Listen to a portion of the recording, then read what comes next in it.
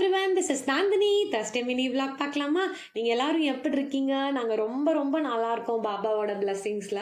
இன்னைக்கு Thursday morning எழுந்ததுமே Shirdi live டிவியில் போட்டு விட்டு தான் நான் பூஜா ஒர்க் எல்லாம் ஸ்டார்ட் பண்ணேன். ஆஸ் யூஷுவல் நம்ம வீட்டில் பாபாவுக்கு தேர்ஸ்டே அபிஷேகம் அர்ச்சனை எல்லாமே சூப்பராக பண்ணி முடிச்சிட்டேன். மோஸ்ட் இம்பார்ட்டன்ட்லி இன்னைக்கு என்னோட ப்ரேயர் எல்லாமே ஒரே ஒரு பர்டிகுலர் பர்சனுக்காக தான் இருந்துச்சு. அதை நான் உங்ககிட்டயுமே வந்து ஷேர் பண்ணணும்னு நினைக்கிறேன். ஹோம் சீசன் வித் லவ் அப்படின்னு ஒரு யூடியூப் சேனல் உங்களெலாம் நிறையா பேர் பார்த்துருப்பீங்க. என்னோட one of the most favourite அவங்க சேனல். பிகாஸ் அவங்க வீடை மெயின்டைன் பண்ணுற விதமாகட்டும், அவங்களோட க்ராக்கரி கலெக்ஷன், அவங்க பிளான்ஸு, கார்டனிங் பண்ணுறது, அதெல்லாமே வந்து எனக்கு ரொம்ப பிடிக்கும்.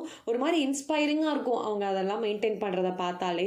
அவங்க ஒரு 2 days பேக் வந்து ஒரு ஷார்ட்ஸ் அப்லோட் பண்ணியிருந்தாங்க. வேறுன்னு அவங்களோட ஹஸ்பண்ட் வந்து உடம்பு சரியில்லை அப்படின்னு அதுலேயும் ஒரு மாதிரி அழுதுட்டு பேசியிருந்தாங்க. எனக்கு அதை பார்த்துட்டு ஒரு மாதிரி ரொம்ப கஷ்டம் ஆயிடுச்சு. மைண்ட்லாம் ஒரு மாதிரி டிஸ்டர்பிங்காக இருந்துகிட்டே இருந்துச்சு.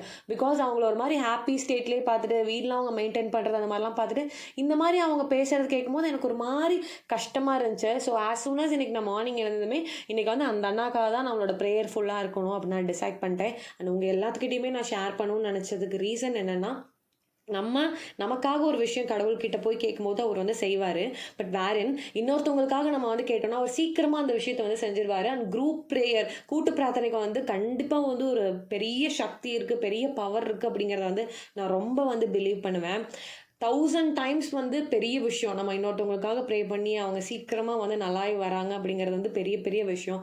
ஸோ இன்றைக்கி என்னோட ப்ரேயர் ஃபுல்லாக அந்த அண்ணா வந்து திரும்ப நல்லபடியாக ஆகி வந்து அவங்க ஃபேமிலியோட ஹாப்பியாக இருக்கணும் தான் நான் ப்ரே பண்ணேன்.